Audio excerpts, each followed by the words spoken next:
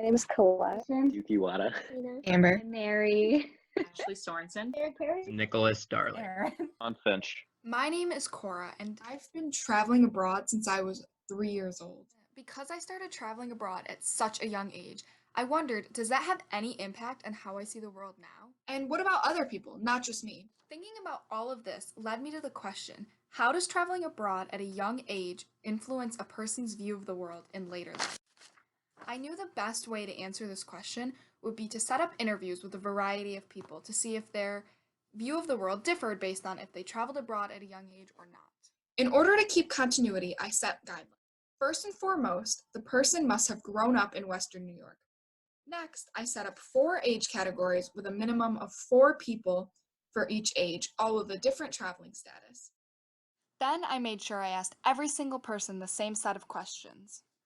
The first question that I asked was, on a scale of 1 to 10, how large is the world in your eyes? In response to that question, I noticed some interesting things. Most people answered 7 or higher. Something to note, however, is the only people who answered lower than 7 were those who traveled abroad as children. In the grand scheme of things, I guess our world is technically a 1. 5. Like, the world is tiny compared to, like, everything. In terms of the general question that my research was based off of, I did not get a definitive answer. However, I did notice several interesting trends throughout the entire thing. For example, when I asked the question, when I say exotic, what do you think of? I got several responses of Amazon rainforest. The Amazon rainforest. Like the Amazon.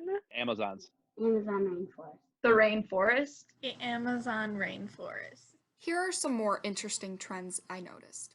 When asked the question, live anywhere in the world, where would you choose to live? Most people responded either in a European area or where they currently live. Some sort of rural area in Europe. Honestly, I'd probably stay here. Another segment of questions that I did was I would read a series of countries, and the interviewee would tell me the first word that came to their head when they heard those countries. The countries with the most intriguing results were the United States of America, Russia, and Egypt. Say a series of countries, and when I say the country, you're just going to tell me the first word that comes to your mind. The United States of America. Flag. Freedom. Freedom. The flag. Freedom. Freedom. Flag. The response to this question was overwhelmingly freedom or flag, and the responses had no discrepancy whether the person traveled abroad as a child or they did not. Another country that followed a similar trend was Russia. Winter. Big. Big. Snow. Cold. Cold. No. Big. Cold. For some of the other countries, people responded based on cultural aspects. However, for Russia, most people answered based on their climate or size, which was intriguing. Another country that followed a similar trend was Egypt.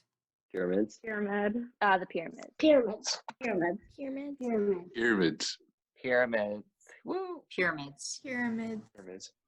Pyramids. Pyramids. However, along with the interesting trends, there was also some questions that had no trends whatsoever within them.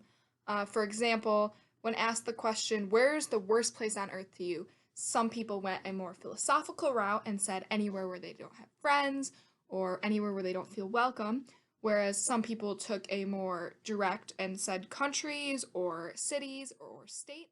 And then there were some people who simply couldn't think of a worse place. In total, I ended up interviewing 25 people.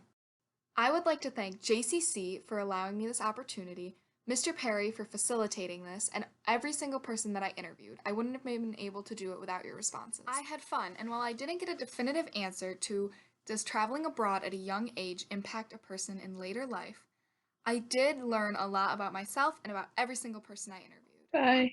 See ya. Bye. Bye. See you later. Okay, bye. Thank you. Goodbye.